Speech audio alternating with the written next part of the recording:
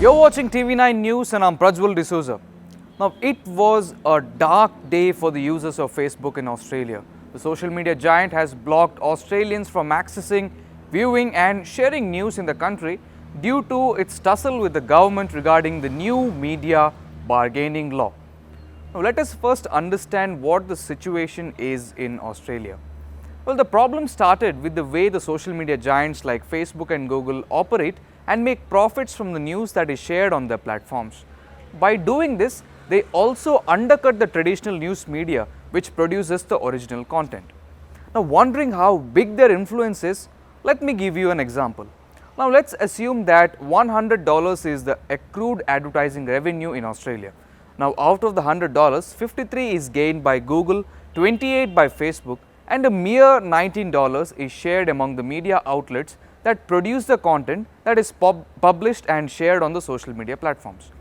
Now, hence a media bargaining law was proposed by the Australian Competition and Consumer Commission, which is a government-run organization which found out that social media giants like Google and Facebook are very influential in the Australian media market. Now, before we go into what happened to Facebook and Google, let me explain the media bargaining law. The proposed media law will provide a framework to the traditional news media that produces the content to bargain and have a binding argument with the social media giants. Now, what happens when an agreement can't be reached?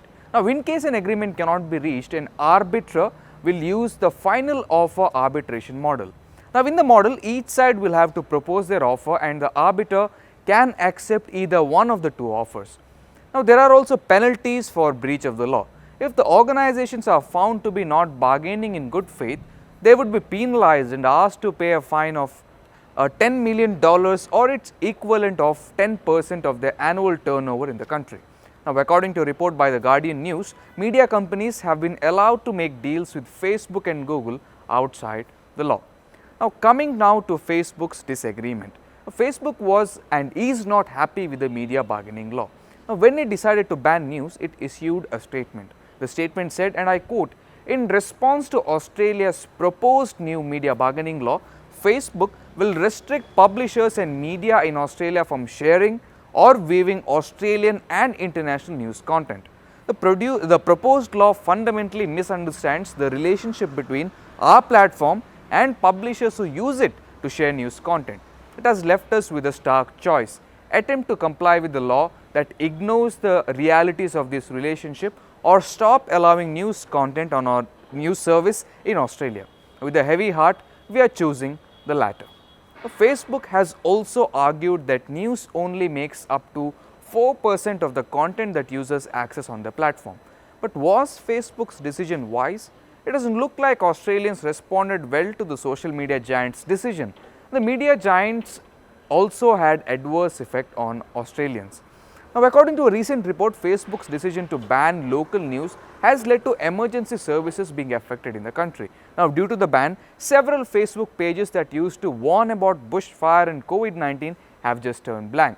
Even fire and health services were temporarily affected. Now, this is what happened with Facebook.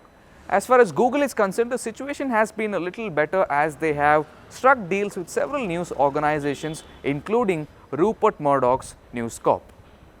If you like this video, do click on the like button, comment down below, and don't forget to subscribe to TV9 News on all the social media platforms. Thank you for watching and have a great day.